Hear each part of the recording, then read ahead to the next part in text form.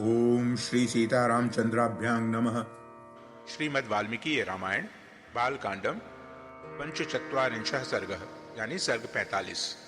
इस सर्ग में देवताओं और दैत्यों द्वारा क्षीर समुद्र मंथन, भगवान रुद्र द्वारा आलाहल विष का पान, देवासुर संग्राम में दैत्यों का संहार।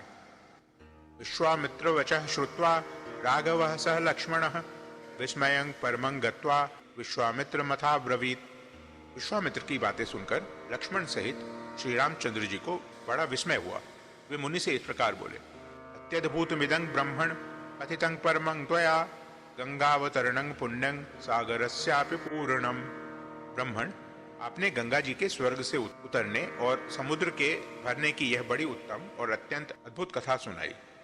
क्षणभूतेव नवरात्रिः संवृत्तेयं परन्तप इमां चिन्तयतो सर्वा निखिलेन कथांग तव। काम क्रोधादि शत्रुओं को संताप देने वाले महर्षि, आपकी कही हुई इस संपूर्ण कथा पर पूर्ण रूप से विचार करते हुए हम दोनों भाइयों की यह रात्रि एक क्षण के समान बीत गई है। तस्य सा शर्वरी सर्वा मम सौमित्रिणा सह जगाम चिंतयानस्य विश्वामित्रं कथां शुभांग। विश्वामित्र जी लक्ष्मण के साथ इस शुभ कथा पर विचार करते हुए ही मेरी यह सारी रात बीती है। ततः प्रभाते विमले विश्वामित्रं तपोधनम उवाच राघवो वाक्यम कृताहलिक मरिंदमः। तत्पश्चात निर्मल प्रभात काल उपस्थित होने पर तपोधन विश्वामित्र जी जब नित्य कर्म से निवृत्त हो चुके, तब शत्रुदमन श्री रामचंद्र जी ने उनके पास जाकर कहा, गता भगवती रात्रिः श्रोतव्यं परमं श्रुतम राम सरितांग श्रेष्ठांग पुण्यां त्रिपदगांग नदीम। मुने, यह पूजनीय रात्रि चली गई, सुनने योग्य सर्वोत्तम कथा मैंने सुन ली।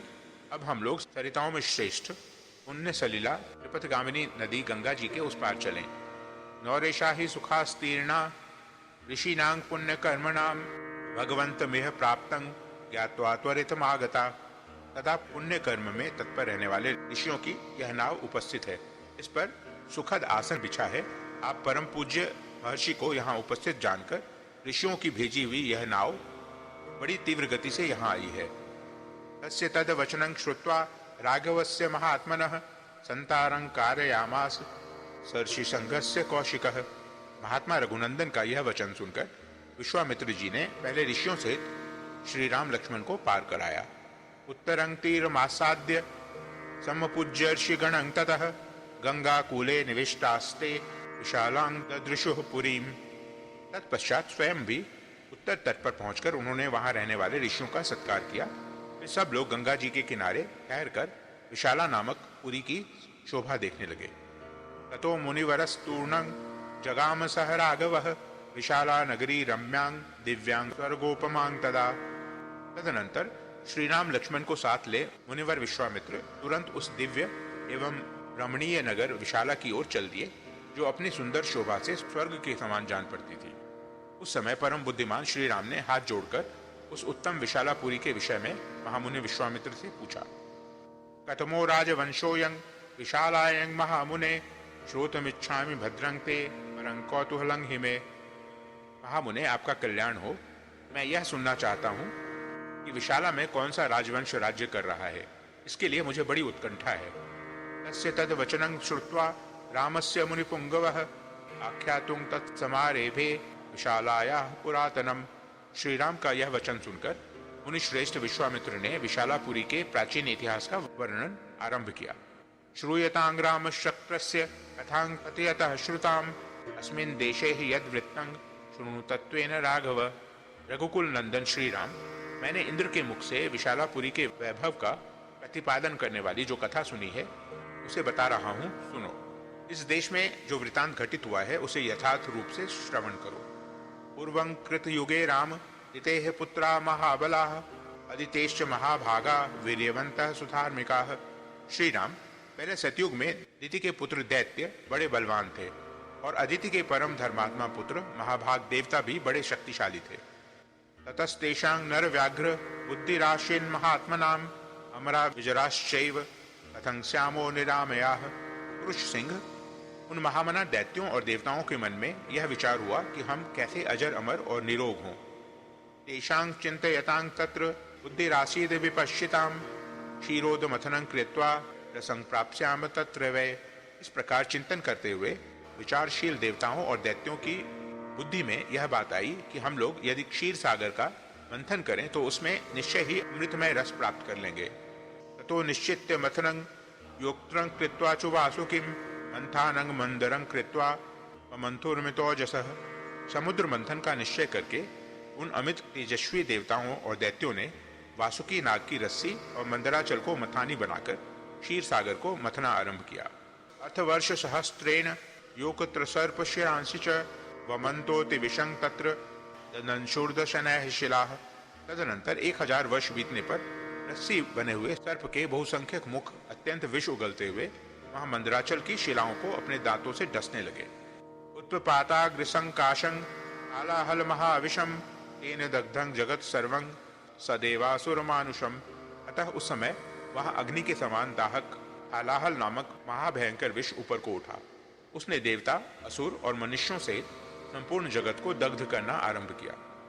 अथ देवा महादेवं शंकरं शरणार्थिनः जगमुह पशुपतिं रुद्रं त्राहि त्राहीत तुष्टुवुः। यह देख देवता लोग शरणार्थी होकर सबका कल्याण करने वाले महान देवता पशुपति रुद्र के शरण में गए और त्राही त्राही की पुकार लगाकर उनकी स्तुति करने लगे। एव मुक्तस्ततो देवैर देव देवेश्वरः प्रभु प्रादुरासीत ततोत्रैव शंख चक्रधरो हरिः। देवताओं के इस प्रकार पुकारने पर देव देवेश्वर भगवान शिव वहां प्रकट हुए। फिर वहीं शंख चक्रधारी भगवान श्री हरि भी उपस्थित हो गए। उवाचैनं स्मितं कृत्वा रुद्रं शूलधरं हरिः दैवतैर्मर्थ्यमाने तु यत्पूर्वं समुपस्थितं तत् त्वदीयं सुरश्रेष्ठ सुराणामग्रतो हि यत् अग्रपूजामिह स्थित्वा गृहाणेदं विशं प्रभो। श्री हरि ने त्रिशूलधारी भगवान रुद्र से मुस्कुराकर कहा, सुरश्रेष्ठ, देवताओं के समुद्र मंथन करने पर जो वस्तु सबसे पहले प्राप्त हुई है वह आपका भाग है, क्योंकि आप सब देवताओं में अग्रगण्य हैं। प्रभो, अग्र पूजा के रूप में प्राप्त हुए इस विष को आप यहीं खड़े होकर ग्रहण करें। इत्युक्त्वा च सुरश्रेष्ठ तत्रैर्वान्तरधियत् देवतानां भयं दृष्ट्वा श्रुत्वा वाक्यं कुशांगिनः आलाहलं विषं घोरं संजग्राहामृतोपमं देवान् विसृज्य देवेशो जगाम भगवान हरः। ऐसा कहकर देव शिरोमणि विष्णु वहीं अंतर्धान हो गए। देवताओं का भय देखकर और भगवान विष्णु की पूर्वोक्त बात सुनकर देवेश्वर भगवान रुद्र ने उस समय उस घोर हालाहल विष को अमृत के समान मानकर अपने कंठ में धारण कर लिया तथा देवताओं को विदा करके वे अपने स्थान को चले गए। ततो देवासुराः सर्वे ममंथु रघुनंदन प्रविवेशाथ पातालं मंथानः पर्वतोत्तमः। रघुनंदन तत्पश्चात देवता और असुर सब मिलकर क्षीर सागर का मंथन करने लगे। उस समय मथानी बना हुआ उत्तम पर्वत मंदार पाताल में घुस गया। ततो देवा सगंधर्वास तुष्टुवुर्मधुसूदनम त्वं गतिः सर्वभूतानां विशेषेण दिवोकसाम आलयास्मान महाबाहो गिरिमुद्धर्तुमर्हसि। तब देवता और गंधर्व भगवान मधुसूदन की स्तुति करने लगे। महाबाहो, आप ही संपूर्ण प्राणियों की गति हैं, विशेषतः देवताओं के अवलंबन तो आप ही हैं। आप हमारी रक्षा करें और इस पर्वत को उठावें।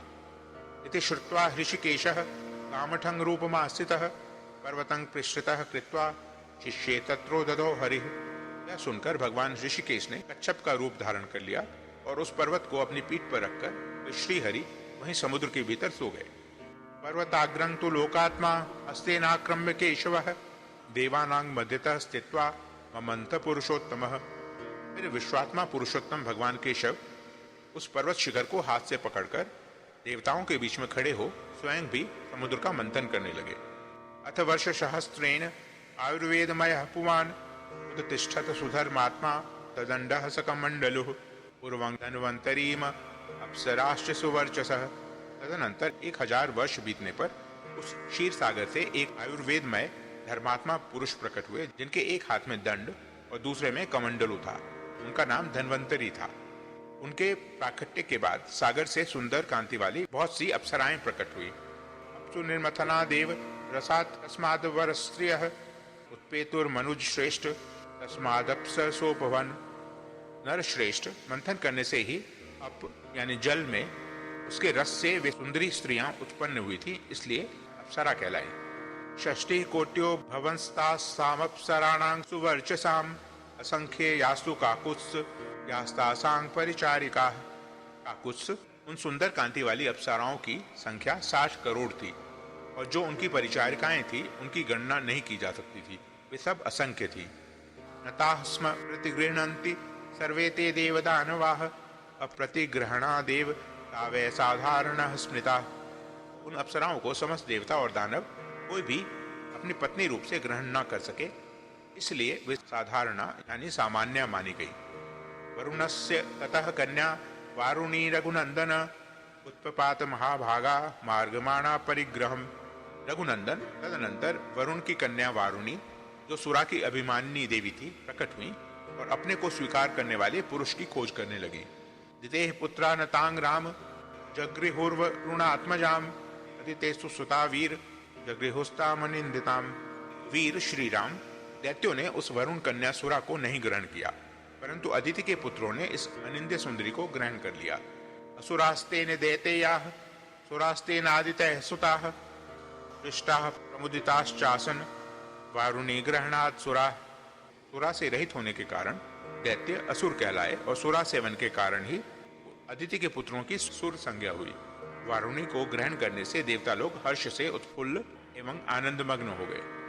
उच्चैः श्रवा है श्रेष्ठो मणिरत्नं च कौस्तुभम उदतिष्ठन् नरश्रेष्ठ तथैव अमृतमुत्तमम्।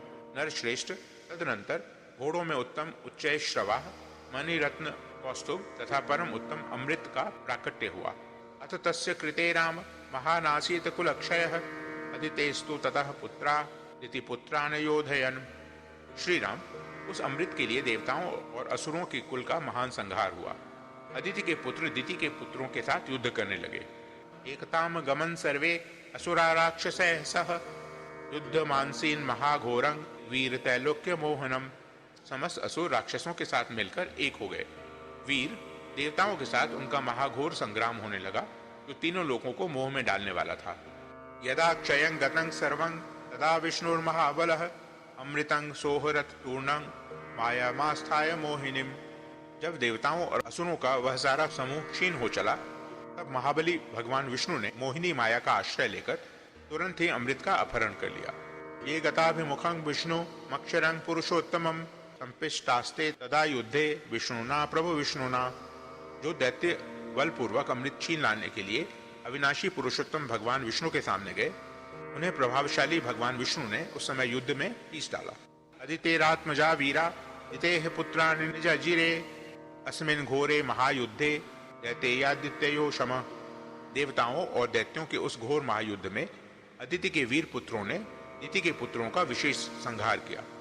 निहत्य दिति पुत्रांस्तु राज्यं प्राप्य पुरंदरः शशास मोदितो लोकान ससिशंघान सचारणान। दैत्यों का वध करने के पश्चात त्रिलोकी का राज्य पाकर देवराज इंद्र बड़े प्रसन्न हुए और ऋषियों तथा चारणों सहित समस्त लोगों का शासन करने लगे। इत्यार्चे श्रीमद् रामायणे वाल्मीकिये आदि काव्ये बालकांडे पंचचत्वारिंशः सर्गः।